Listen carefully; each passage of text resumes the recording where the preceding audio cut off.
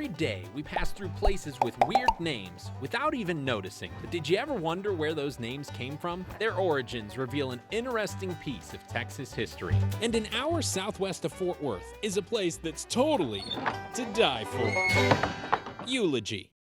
Eulogy is a fitting name for this place because it is literally a ghost town. You know there's not much left in an old Texas town when you ask me to meet you by an oak tree. That's true. That is so true. You like how I dressed for a eulogy, by the way? Yeah, I do. I like black. Paula Athey grew up here when it was still full of life.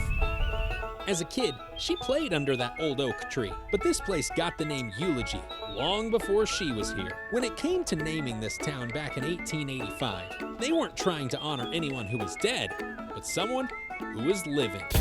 Eulogy was not the original name they wanted to call this town. No, Smithville. Local businessman Charles Smith was the one who proposed Smithville. Why?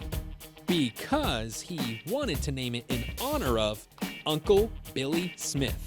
But there was already a Texas town called Smithville, so they were forced to pick something else, which led Charles's sister Julia to say, well, everyone eulogizes Uncle Billy, so let's call this place Eulogy. I've just got one question.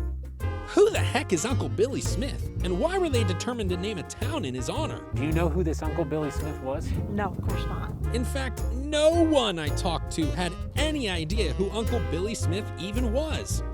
But I wasn't leaving until I found him. Are you Uncle Billy? Do you know Uncle Billy? No? Somebody's not amused. I did a lot of digging, and it led me here. William Burley Smith, Charles and Julia's dad. I couldn't find any other Billy Smith, and in a town this small, there likely wasn't another Billy Smith. In other words, they were literally trying to name a town in honor of their dad.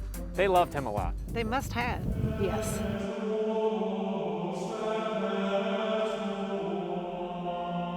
Uncle Billy Smith was loved, admired, and now he'll be eulogized forever. And in case my research led me to the wrong Uncle Billy Smith, I apologize.